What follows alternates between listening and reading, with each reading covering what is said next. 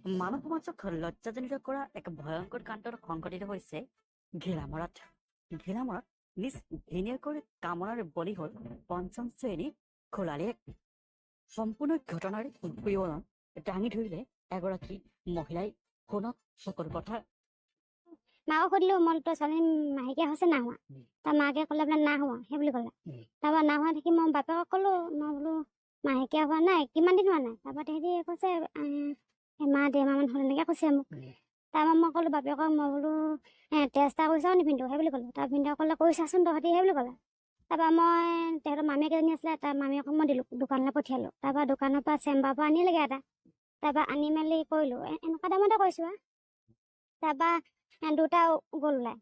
তাৰপৰা মোৰ তেওঁ সন্দেহ হৈছে বোলো নহ'বও চাগে সেই বুলি ভাবি পিনে তাৰপৰা আকৌ মই ক'লোঁ আকৌ এটা বোলো কৰিব লাগিব ৰাতিপুৱা, ভিনদেউ সেই আনিবিচোন আনি সেই বুলি ক'লোঁ। তাৰপৰা ভিনদেউ ক'লে আনিবিগৈ তহঁতি, আমুকটো নিদিব চাগে, মইতো ক'বও নাজানো সেই বুলি ক'লে। তাৰপৰা সি গৈ আকৌ দিলোঁ, মই তাইকে দিলোঁ পঠিয়া মানে মামীয়েকক। তাৰ মামীয়েকে আনিলেগৈ। তাৰপৰা ৰাতিপুৱা মই আকৌ মৰ্ণিং ৱাক কৰিলোঁ এটা। তাৰপৰা তেতিয়া আকৌ না ওলোৱা নহয়। তাৰপৰা নোলোৱা দেখি মই ভাবিছোঁ কি নহয় চাগে সেই বুলি। তাৰপৰা আকৌ মনে মোৰ নাহ অহা নহয়। তাৰ নহয় সেই দেখি আকৌ ৰাতিপুৱা আকৌ এটা কৰিবলৈ আকৌ এটা আনিলোঁ। আনি তাৰপৰা আকৌ দেখিলোঁ, দেখা দেখি ইয়াত মই কি ক'বলৈ ভয় খাইছোঁ নহয় মই। মানে কি যদি নহ'ব আকৌ ছোৱালী মানুহ মই যদি উলিয়াই দিওঁ বহুত ডাঙৰ কথা হৈ যাব সেই বুলি ভাবি তাৰপৰা মোৰ মানে গাটো ভাল নাছিলে। তাৰপৰা মই মেডিকেললৈ গ'লোঁ। তাৰপৰা মই ভিনদেউক ক'লোঁ, মই বোলো ছোৱালীজনীক বোলো মেডিকেললৈ লৈ যাওঁ, মেডিকেলত নি বোলো ইমান বমি কৰি আছে নহ'বও পাৰে বোলো, এনেকৈ বোলো জাক তাক নকবি সেই বুলি মই তাক ক'লোঁ। তাৰপৰা সি কোৱা দেখি বোলে নহ'লে তহঁতি লৈ যাচোন মেডিকেললৈ, কেলেনো বমি কৰিছে সেই বুলি ক'লে। তাৰপৰা মই আকৌ তাইক মই বাইক ক'লোঁ বোলো বৈ নহ'লে গোটেইকেইটা যাওঁগৈ বুলি কয়। তাৰপৰা আৰু এজনী আছিলে মানে বৌ, সেই বৌ মই তাইক এনেকৈ লৈ গৈছোঁ আৰু। তাৰপৰা ডক্টৰৰ ওচৰত নি মানে কৈছোঁ বোলে এনেকুৱা বমি কৰি থাকে। তাৰপৰা ডক্টৰে কৈছে বোলে এনেকুৱা ভাল 3 মাহ হৈছে বোলে সেই বুলি ক'লে। সেইটোৱে।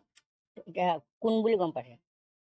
তাই এতিয়া কোৱা মতে প্ৰথমতে ঘন বুলিয়ে কৈ থাকিলে।